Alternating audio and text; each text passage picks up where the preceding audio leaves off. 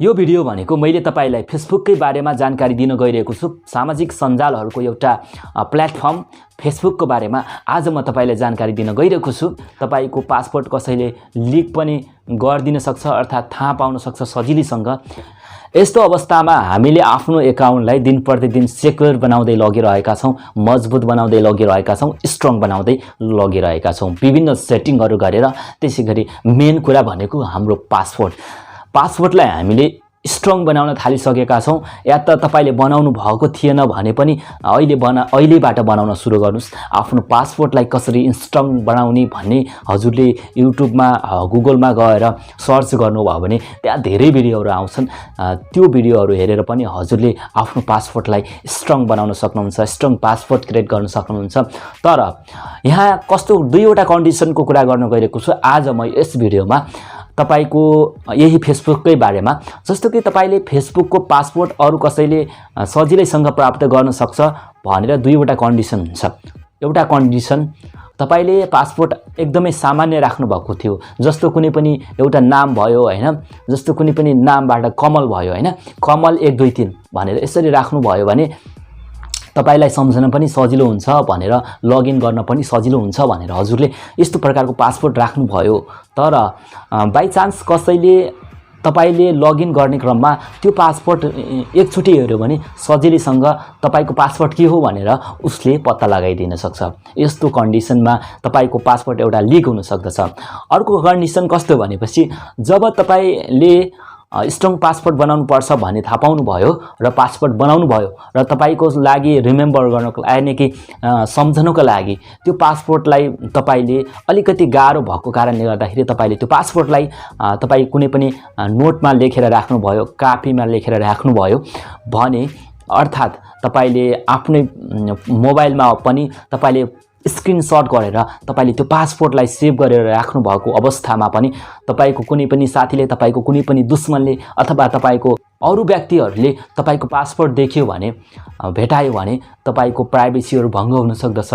तपाईले कोसँग कुरा गर्नुहुन्छ, के कुराकानी गर्नुहुन्छ भन्ने कुराहरू, हरेक कुराहरू लिक गरिदिन सक्छ, पब्लिक गरिदिन सक्छ। यस्तो अवस्थामा तपाईले आफ्नो पासपोर्टलाई एकदमै सेफ तरिकाले राख्नुपर्ने हुन्छ, एकदमै सेफ्टी तरिकाले युज गर्नुपर्ने हुन्छ। यो सल्लाह सुझाव मैले तपाईलाई दिए। ओके, यति गर्दै पनि हजुरको पासपोर्ट अरु कसैले आफ्नो हातमा लिइसकेपछि सजिलैसँग, मेन कुरा उसले पासपोर्ट पत्ता लगाइसकेपछि सजिलैसँग तपाईको जुन एकाउन्ट छ, फेसबुकको एकाउन्ट छ, त्यसलाई ओपन गर्न सक्दछ तपाईको पर्मिसन बिना अथवा तपाईले थाहा नपाएरै त्यो एकाउन्ट ओपन हुन्छ। यस्तो अवस्थामा हजुरलाई विभिन्न समस्याहरू आउन सक्दछन्। तपाईले कोसँग कस्तो खालको कुराकानी गर्नुभएको थियो, अर्थात् पब्लिक गर्न नमिल्ने कुराहरू पनि गर्नुभएको थियो होला हैन, यस्ता कुराहरू पनि लिक हुन सक्दछ। यसरी लिक भइसकेपछि तपाईलाई समाजमा अलिकति नराम्रो इफेक्ट पर्न सक्छ। त्यो कारणले गर्दाखेरि आज म तपाईलाई जानकारी दिन गइरहेको छु। यदि तपाईको पासपोर्ट अरु कसैले तपाईले थाहा नपाएरै अरु कसैले हातमा लियो र तपाईको फेसबुकलाई ओपन गर्न खोज्यो भने, त्यस्तो अवस्थामा जबसम्म तपाईले पर्मिसन दिनुहुन्न नि तबसम्म उसले तपाईको पासपोर्ट हातमा लिए पनि त्यो मान्छेले, त्यो व्यक्तिले तपाईको एकाउन्टलाई ओपन गर्न सक्दैन। सो कसरी हुन्छ त यस्तो कुराहरू, कसरी सम्भव छ त यस्तो कुराहरू भन्ने कुराहरू फोनबाट हेरौं, स्क्रिनबाट हेरौं, डिटेल रूपमा। आउनुस् एकैछिन लागौं प्र्याक्टिकली रूपमा है त।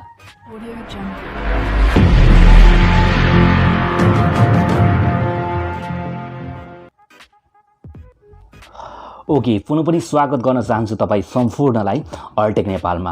अब म तपाईलाई जानकारी दिँदैछु, तपाईको साथीभाइ अथवा तपाईको अरु कुनै पनि साथीले तपाईको फेसबुकको पासवर्ड थाहा पाइसकेपछि तपाईको फेसबुकलाई सजिलैसँग ओपन गर्न सक्छ र तपाईको प्राइभेसीलाई भङ्ग गरिदिन सक्दछ। यानि कि तपाईको प्राइभेट कुराहरू, पर्सनल कुराहरू, तपाईले कोसँग कुराकानी गर्नुहुन्छ ती कुराहरू सबै लिक गरिदिन सक्छ।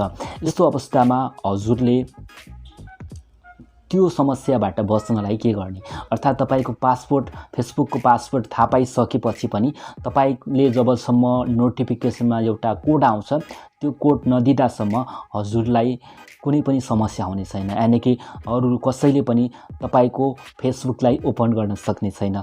सो त्यो कसरी बनाउने त भन्ने कुराहरू म तपाईलाई यस भिडियोमा सिकाउन गइरहेको छु। त्यसको लागि हजुरले फेसबुकलाई ओपन गर्नुहोला।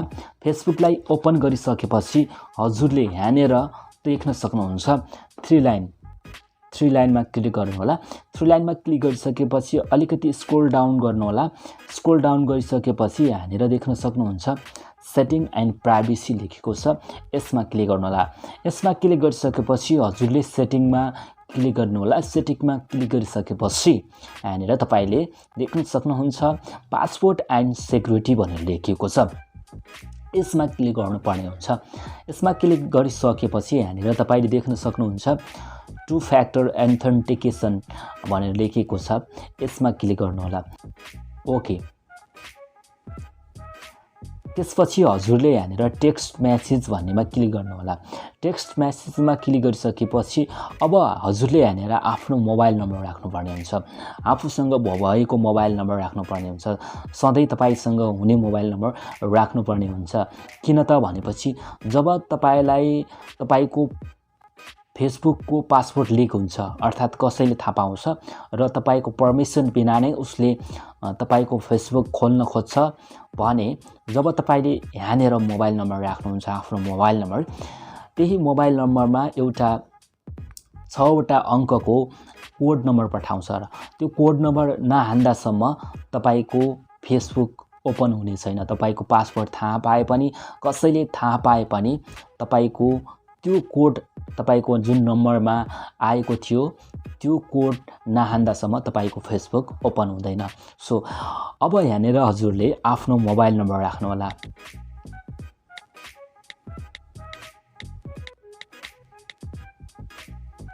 ओके, मोबाइल नम्बर राखिसकेपछि हजुरले यहाँनिर देख्न सक्नुहुन्छ कन्फर्ममा क्लिक गर्नुहोला। कन्फर्ममा क्लिक गरिसकेपछि अब यहाँनिर कोड आउँछ, त्यो कोड हान्नुपर्ने हुन्छ। जुन नम्बर राख्नु भएको थियो त्यो नम्बरमा एउटा कोड आउँछ र त्यो कोड हान्नुभयो भने यहाँनिर हजुरले ओके, यहाँनिर मलाई कोड आइसकेको छ।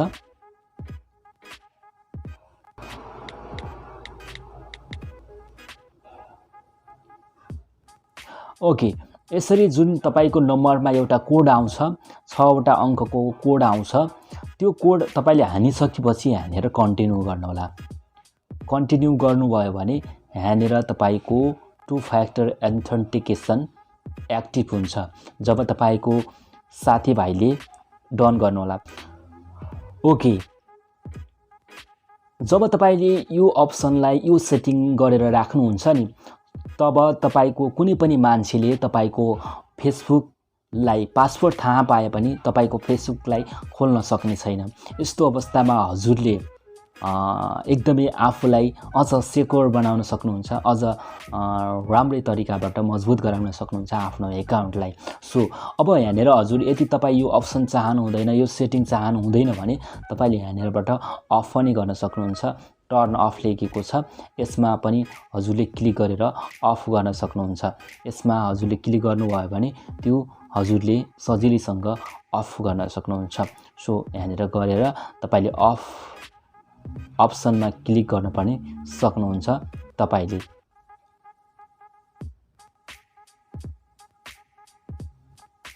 ओके, यही नै थियो आजको लागि तपाईको लागि भिडियो। तपाईलाई भिडियो कस्तो लाग्यो? भिडियो मन पर्यो भने लाइक, कमेन्ट, शेयर गर्नु होला है त।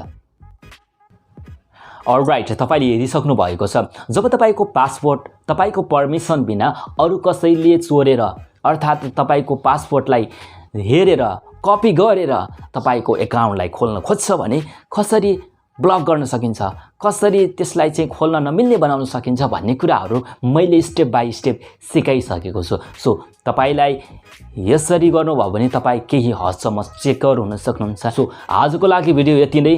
आउँदा दिनहरूमा पनि यस्तै प्रकारको भिडियोहरू हेर्न चाहनुहुन्छ भने कृपया यस च्यानललाई सब्स्क्राइब गर्नुहोला र भिडियो मन पर्यो भने भिडियोलाई पनि लाइक दिनुहोला, किनकि तपाईको लागि भनेर हरेक समय हरेक पल मेहनत गर्दै अगाडि बढ्दैछु। दिन प्रतिदिन तपाईहरुको लागि नयाँ नयाँ भिडियोहरू ल्याउने प्रयासमा छु। आजको लागि भिडियो यति नै। बिदा हुन्छु। नमस्कार, जय नेपाल।